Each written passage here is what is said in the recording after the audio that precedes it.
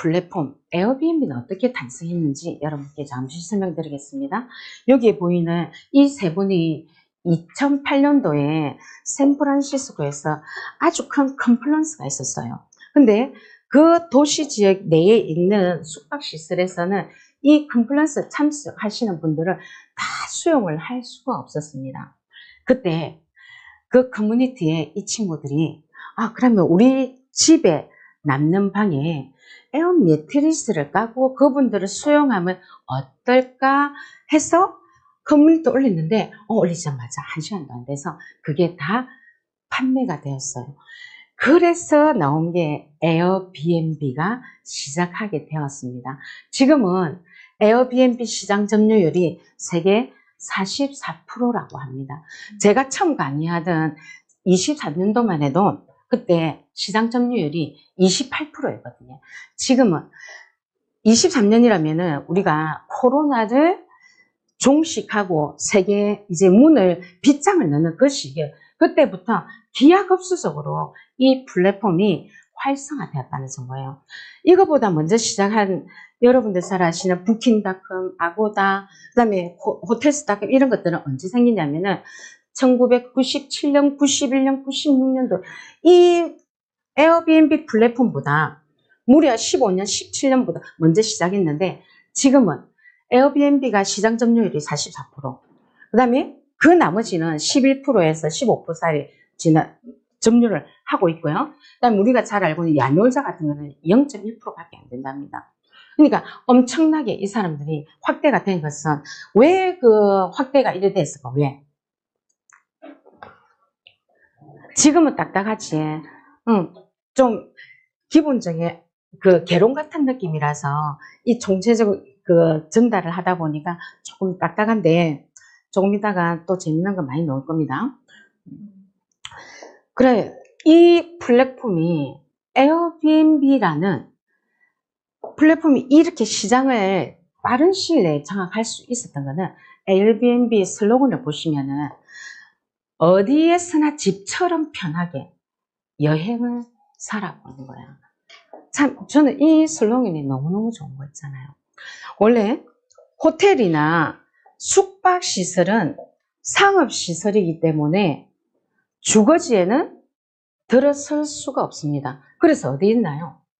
유명 관광지, 그 다음에 유동인구가 많은 상업지에 설립이 됩니다. 맞지?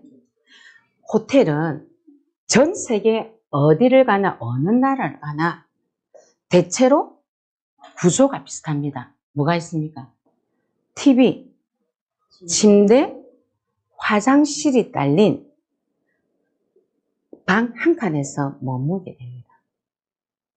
호텔은 전 세계 어디든 서비스가 대동소이하다고 표현해도 과언이 아니라는 것. 그런데 에어비앤비는 본질적으로 집의 속성을 가지고 있습니다. 그 지역 현지인들이 살고 있는 단독주택, 빌라, 아파트 등 주거지에 손님이 머무르게 됩니다. 그래서 호텔이 관광지라면 에어비앤비는 뭐가 됩니까? 현지인 속에 녹아있는 로컬이 되는 거예요. 우리가 여행 가면 여러분들 만약에 제주도 여행을 갔어. 제주도 여행을 갔는데 택시를 타면 기사님 현지인들이 가는 유명한 음식점에 소개해 주세요. 그렇게 하잖아요. 바로 에어비앤비가 현지인들 속에 녹아있는 문화입니다. 예를 들어서 내가 에어비앤비를 운영한다는 것은 지역 문화를 전달하는 작은 민간 외교관이 되는 거예요. 실제 이걸 해보시면 너무 재밌습니다. 이걸 가지고 100만 원, 200만 원을 가지고 우리가 부자가 될 수 있습니까? 저는 이 에어비앤비를 가지고 여러분들께 절대 부자가 된다라고 말씀드리고 싶지 않아요. 이 일은 사람들과의 대면을 통해서 굉장히 보람을 느끼고 저는 너무너무 재밌거든요. 왜냐? 내 오는 사람이 달라지기 때문에 그들한테 내가 조금의 선심을 하면은 그 리뷰에 너무 감사하다. 이런 인간 내용이 들어가서 저는 너무 재밌는 거예요. 그러면 이 에어비앤비를 왜 이용을 하는지 이거는 에어비앤비 플랫폼에서 설문조사를 했는데 혹시 내 에어비앤비로 여행을 가서 숙소를 잡았다 손 한번 들어보세요. 혹시 선생님 왜 에어비앤비 이용하셨어요? 서울에 응. 아이들이 있어가지고 네. 호텔은 비싸고 그래서 에어비앤비를 에어비앤비 그렇게 하셨어요. 우리 선생님은? 저도 일본 갈 때 이용했는데 네. 비교적 저렴하고 넓고 네. 그다음에 교통도 좋은 데를 찾아서 가면 그렇죠. 여기서 설문조사에서 보니까 획일적인 숙소보다 아까 말씀드렸잖아요. 호텔은 어느 나라 가도 대동소이하다고 획일적인 숙소보다 편안하고 내 집 같다. 아까 뭐래서 에어비앤비 본질적으로 집의 속성을 가지고 있다잖아요. 네, 내 집 같아서. 그다음에 호텔에서는 조리가 되지 않습니다. 여행객들은 주문의 사정이 넉넉한 사람들도 있겠지만 돈 좀 아껴보고 싶어서 알뜰한 여행 가시는 분 많잖아요. 제가 유럽 여행 가서 우리 저녁에 까르푸 가서 장을 봐서 우리도 숙소에서 다 음식을 해 먹었거든요. 나가니까 한 끼가 기본적으로 아무리 그거 뭐고 전락해도 12, 3유로, 15유로 한국 돈으로 하면 거의 2만 원 돈이더라고요. 까르푸에 가니까 쇠고기가 등심이 1kg가 한국 돈으로 10,000원밖에 안 하는 거예요. 그걸 사가지고 내 저녁에 우리 요즘에 그 라면 끓여 먹는 거 실리콘으로 된 여러분들 그거 포트 아세요? 실리콘 포트 아세요? 거기다가 실리콘 포트는 이래 탁 늘리면은 국물을 해가지고 라면을 끓여 먹고 탁 좀 납작하게 하면 거기다 우리가 고기를 구워 먹었습니다. 그렇게 하셔도 돼요. 먼저 거기다가 또 라면도 끓여 먹고 다 했었거든요. 그래 조리가 가능하고 그다음에 아까 나왔다시피 호텔보다 가격이 저렴하고 호스트 감성이 묻어있는 숙소. 아까 어느 나라 가도 호텔은 대동소이하다. 그런데 이 에어비앤비는 가는 집마다 주인의 감성이 묻어있어서 전부 다 달라요. 다 특색이 달라서 그 재미가 굉장히 감성적이라 해야 되나? 그런 부분들이 에어비앤비를 이용하시지 않나 저는 그렇게 생각합니다. 그 다음에 예산에 맞게 합리적이었을 때 내가 광안리 바닷가를 간다. 일선 앞에 있는 그런 데는 하루 1박 2일 25만 원 선을 받거든요. 그런데 한 블럭 뒤만 가도 가격이 10만 원대, 두 블럭 뒤로 가면은 10만 원 안팎, 7만 원, 5만 원, 6만 원대도 굉장히 많습니다. 그래서 예산에 맞게 합리적으로 선택을 할 수 있고, 그다음에 무엇보다 중요한 건 우리 호텔에서는 현지인과 소통하기 어렵잖아요. 근데 저하고 우리 집에 온 게스트하고 문자로 계속 지속적으로 연락하면서 바로바로 피드백이 이루어진다는 거, 이게 현지인 교류 소통이 가장 큰 이점인 것 같아요. 이 동네에 맛집이 어디인가요? 길 가는 사람한테 묻기가 부담스럽잖아요. 네? 우리 호스트한테 바로 직접적으로 여쭤보고 그렇게 하면서 소통하고 무엇보다 저는 한 번은 이런 적이 있었어요. 제 거제도 숙소에 이제 사람들이 다 똑같지 않으니까 저는 또 흰색 전부 다 친구를 흰색으로 사용하는데 이제 게스트가 왔는데 이불을 탁 덮으니까 머리카락이 나왔어. 여러분들은 어떻게 해요? 치워보습니다. 머리카락 선생님 어떻게 하십니까? 그거 친구의 머리카락 나오면 선생님 어떻게 하세요? 기분 나쁘죠? 내 공짜로 온 거 아닌데 찝찝하잖아요. 전화가 왔어. 그래서 저는 청소하시는 우리 이모님한테 항상 머리 수건을 쓰라고 합니다. 왜냐면 내라도 입장을 바꿔놓고 생각한다면 내가 당연히 대가를 치르고 안 된 머리카락이 있다. 예전 같으면은 막 습득하려고 합니다. 근데 그러세요. 그러면 게스트니 오늘은 거기서 주무세요. 제가 환불을 해드리겠습니다. 지금은 제가 사소 문제로 싸움 절대 안 합니다. 네가 그게 불편해? 그럼 내가 그걸 보상을 해줄게. 저는 살아보니까 세상에서 가장 현명한 게 뭐냐면은 돈을 잃는 게 제일 현명하더라고요. 내가 투자를 하면서 이 돈 문제가 왔다 갔다 하면서 이걸 내 걸 지키려니까 결국은 돈도 잃고 사람도 잃게 되더라고요. 그래서 지금은 제가 현명하게 해요. 아, 손해보자. 나는 돈을 손해보고 사람은 지키려고 굉장히 노력해요. 그래서 이렇게 제가 이제 환불을 해드린 적이 있었어요. 그러니까 사람이 다양하기 때문에 소통하다 보면은, 근데 그게 끝까지 지가 이런 스트레스 받은 것까지 보상을 해달라고 하는 사람도 있습니다. 네. 네. 그래서 이렇게 에어비앤비가 이용하는 이유고, 어느 날 세계 44%의 짧은 시간에 점유할 수 있었던 게 이런 게 해결이 되기 때문이었습니다. 그러면 내가 차려놨어. 많은 학생들, 수학생분들이 그러세요. 선생님, 내 차리고 나서 사람들 안 오면 어떡합니까? 여기 계시는 분들 아마 시작도 하기 전에 내가 차례 돈을 드는 안 오면 어떡하면 진짜 걱정이 많으시거든요. 그러면 제가 데이터를 보여드리겠습니다. 제가 만든 게 아니라 이거는 한국관광공사에서 가져온 데이터입니다. 자, 우리나라에는 외국인 관광객 수가 자 19년도에만 해도 1750만 명이 왔었는데 22년에는 코로나 기간이라서 엄청 많이 줄어들었잖아요. 23년도에는 이제 코로나를 받아들이고 그냥 빗장을 다 풀었습니다. 세계적으로. 그때 이제 차츰 1100만 명이 오고 24년에는 1637만 명이 우리나라를 방문을 했습니다. 그러면 이 사람들이 왔을 때 그러면 어디를 가는지 한번 보겠습니다. 이게 서울은 압도적으로 많기 때문에 서울을 제외한 자료입니다.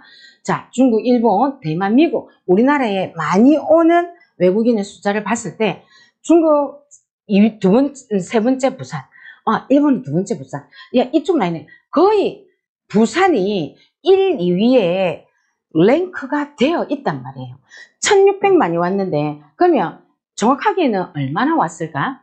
부산의 24년 자료를 보니까 17년부터 여기 보시면은 24년 6월까지 딱 보니까 19년도 코로나 이전에 268만 명이 왔었고요. 그 다음에 24년 빗장을 피고 나니까 182만 명.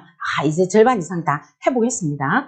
근데 24년도에 상반기까지만 해도 138만 명. 즉, 플러스라면은, 네, 부산은 이미 24년도에 코로나 이전을 회복을 했습니다. 전국적으로 볼 때는 코로나 이전을 회복을 못했는데 부산에는 이만큼 왔어. 그래서 여기 날짜가 제가 빠졌는데 25년 1월 11일 날 보니까 290만 명이 부산을 다녀갔다라는 거예요. 그러면 이번에 25년도는 어떻는가 한번 보겠습니다. 25년도에 자 4월 달에 여기에 6월 보도 자료지만 4월 달까지 106만 명. 우리는 몰랐는데 외국인 관광객들이 벌써 4월 달까지 100만 명이 다녀갔네. 자, 부산15에서 올 1월에서 7월까지 보니까 200만 명을 돌파했다 합니다.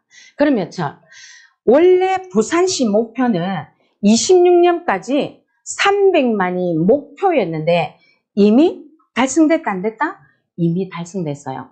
여러분들은 차를 타고 다니셔서 모르겠지만 저는 대중교통을 다니고 이동하기 때문에 실제로 부산역에서 환승할 때 보면은 내국인보다 가방을 끌고 가는 관광객들이 훨씬 많이 눈에 보이고요. 바로 서면에 요 앞에 맞은편에 삼정타워 있잖아요.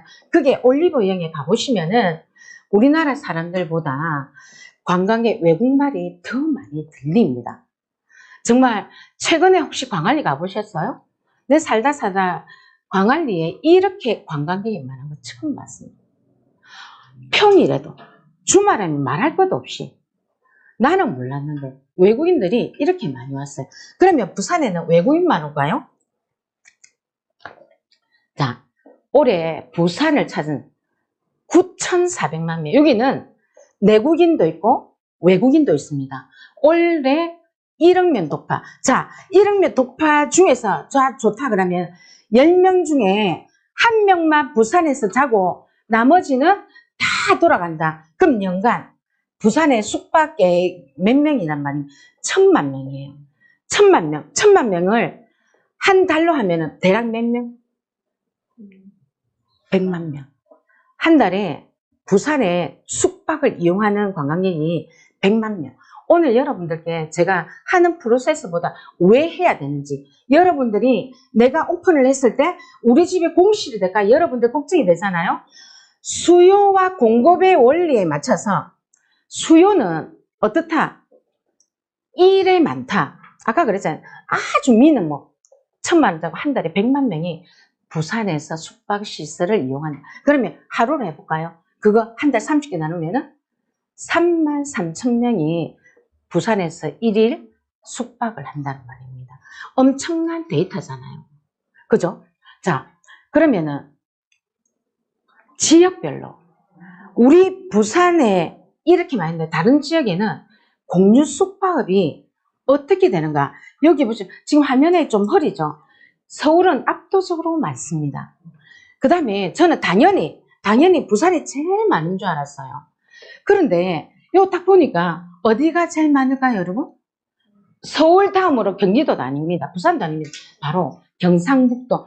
경상북도는 뭐가 떠오르세요? 선생님, 경상북도 하면 뭐가 떠오르세요? 뭘 보러 가셨어요? 아, 경주.